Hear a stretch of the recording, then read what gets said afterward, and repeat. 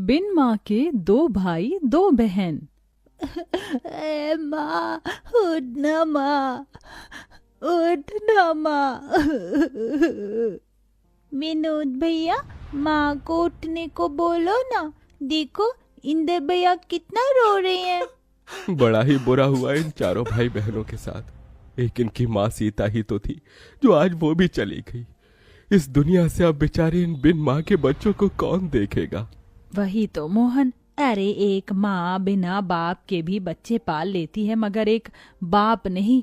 यूं तो ये दोनों भाई हैं, मगर हैं तो ये भी बच्चे। अब 10-12 बरस कोई उम्र थोड़ी है इनकी कमाने की। वहां खड़ा हर कोई उन बिन माँ के बच्चों को देखकर दुख जता रहा है। विनोद, इंदर, सुमन और राधा अपनी माँ की बेसुध पड़ी लाश को देखे जा रहे थे। सीता के पिता ने उसका हाथ रमेश जैसे गलत इंसान के हाथ में दे दिया। सीता को शादी के बाद पता चला कि रमेश पियक्कड़ है, मगर हर औरत की तरह सीता ने भी इस उम्मीद से कि एक न एक दिन रमेश सुधर जाएगा, उसने इस रिश्ते को निभाया और 2 बेटी और 2 बेटों को जन्म दिया। सारा जीवन दुख उठाकर उसने भरसक उन्हें पालने की जिम्मेदारी उठाई, मगर उसका कमजोर शरीर जरूरत से ज्यादा मेहनत करने की वजह से कई बीमारी में घिर गया और आज सीता इस दुनिया में नहीं रही।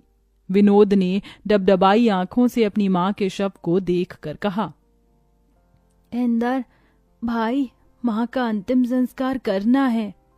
दोनों भाई अर्थी उठाए शमशान घाट लाकर अंतिम संस्कार करते हैं। ठंड इतनी भयंकर थी कि बेचारे उन बिन माँ के भाई बहनों का रोम रोम कांप उठा था। दुधमुही राधा चिता को जलता देख बस रोए जा रही थी।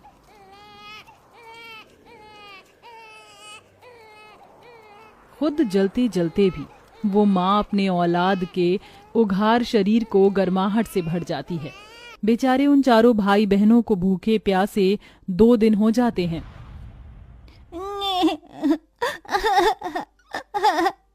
अले ले ले, चुप हो जा राधा, तू तो भैया की प्यारी बहना है ना।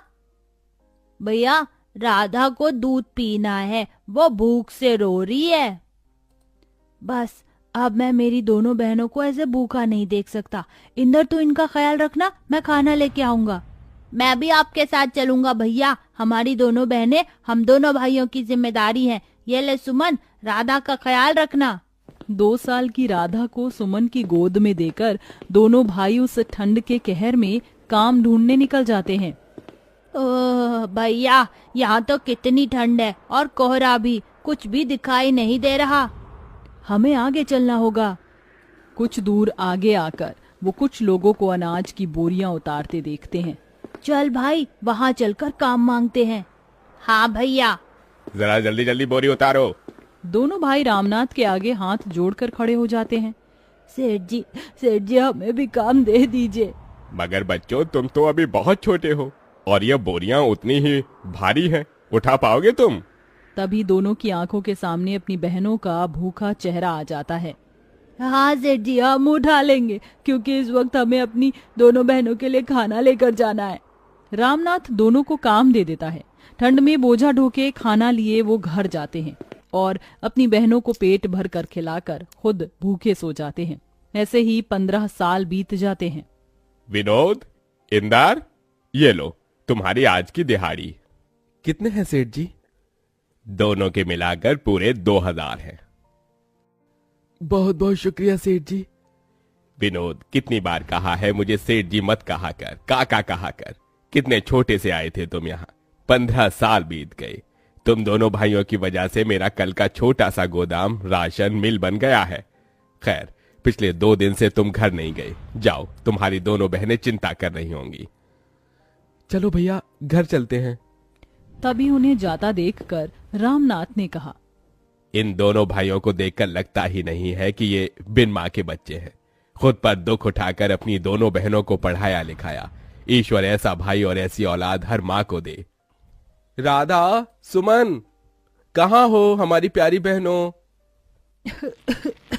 विनोद भैया, इंदर भैया, कहाँ थे आप?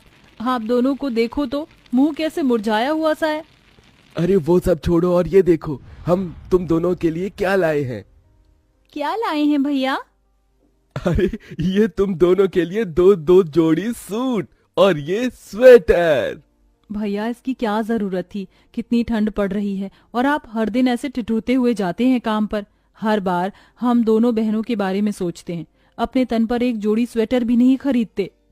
आप नहीं जानते भैया, आप दोनों जब कांपते हुए काम पर जाते हैं ना तो हमें बहुत दुख होता है। कहते कहते सुमन रो देती है। अरे पगली रोती क्यों है? तुझे पता है तुम दोनों हमारे जिगर का टुकड़ा हो। हम तुम्हारी आंखों में आंसू नहीं देख सकते, इसलिए तुम्हारे गरीब भाई खुद ही दुख उठाते हैं। तभी डबडबाई आंखों से राधा कहती है, भैया फिर कभी खुद को गरीब ना कहना, सच कहती हूँ ये हमारी तकदीर है जो आप दोनों हमारे वीर हैं। आप दोनों की परछाई में हमने हमेशा माँ को देखा है। आज भी याद है हमें, मुझे और सुमन दीदी को पेट भर खिलाने के लिए आप दोनों कैसे भूखे रह जाते थे, हमें पढ़ाया लिखाया। भैया अब आप दोनों शादी कर लीजिए। नहीं सुमन, जब तक तुम दोनों का घर नहीं बस जाता तब तक हम भाई शादी नहीं करेंगे। तभी दारू के नशे में धुत रमेश घर में घुसा। ए विनोद, चल मुझे पैसे दे, मुझे दारू पीना है। शर्म नहीं आती आपको? आपकी इसी दारू की आदत की वजह से हमारी माँ दुनिया से चली गई और हम बिन माँ के हो गए। चले जाओ यहाँ से। ऐसे ही दिन बीतते गए और दोनों भाई राधा और सुमन के लिए रिश्ते देखने लगे। फिर एक दिन बड़ी सी गाड़ी उन बिन माँ के गरीब भाई बहन के द्वार पर आई। आइए वसुंधरा जी, मुझ गरीब भाई की कुटिया में आपका स्वागत है।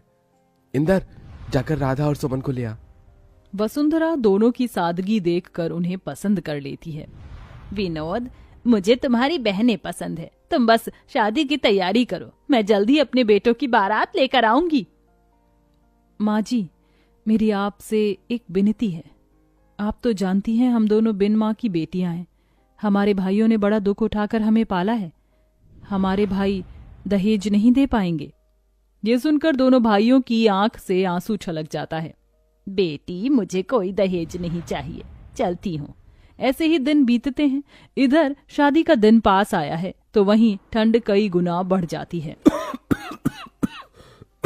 भैया, आज आपकी तबीयत बिल्कुल ठीक नहीं लग रही है। हाँ भैया, लगता है आपको ठंड लग गई है, आज आप आराम कीजिए। नहीं इंदर, अभी बहनों की विदाई के लिए पैसे जोड़ने हैं, मैं घर पर नहीं बैठ सकता। ये कहकर उतनी ठंड में भी विनोद काम पर चल देता है। अब वह दिन भर बोरी ढोते और फिर बचे वक्त में जूते साफ करते तो कभी मलबा ढोते। अब शादी की रस्म भी शुरू हो जाती है। राधा सुमन को हल्दी मेहंदी लगाने लगती है। भैया, कल इसी वक्त हमारे आंगन में बहनों की बारात आएगी। ये हम दोनों भाइयों का कितना बड़ा भाग्य है ना भैया, जो अपनी बहनों का कन्यादान हम करेंगे। हाँ इंदर। मगर दोनों को कहाँ पता था कि एक और दुख उन पर आन पड़ने को है। शादी के रखे पैसे को रमेश चुरा कर ले जाकर दारू पी जाता है और खूब सट्टा खेलता है, जिसके बाद दोनों चिंता में आ जाते हैं। भैया, पैसे तो है ही नहीं। हे भगवान, कितनी मुश्किल से कर्ज उठाया था शादी के लिए, अब ऐन मौके पर कौन देगा ऐसे पैसे। अरे यार, आज राधा और सुमन की बारात है, हमारी बहनों की इज्जत चली जाएगी, कैसे करेंगे हम उनकी विदाई। माँ, तेरे दोनों बेटे हार गए माँ। दरवाजे पर खड़ा रामनाथ ये सुन लेता है और फौरन पैसे मंगवा कर उन्हें दे देता है। विनोद, इंदर, ये लो और इसे अपनी बहनों का कन्यादान करो। बहुत बहुत शुक्रिया काका, आज आपने हमारी बहनों की विदाई रुकने से बचा लिया। जिसके बाद दोनों उनका कन्यादान करते हैं और शादी बड़े धूमधाम से वसुंधरा के बेटों से होती है, जिसे कि पूरा गांव देखता है। और विदा होते हुए सुमन दिल से रोते हुए कहती है, भैया, आपने हम दोनों के लिए माँ और पिता दोनों का फर्ज निभाया। जाते जाते इस बहन को एक खुशी और दे दो। बोल मेरी बहन। भैया, अब बस अपना घर बसा लो, हम दोनों आपका घर बसते देखना चाहती हैं।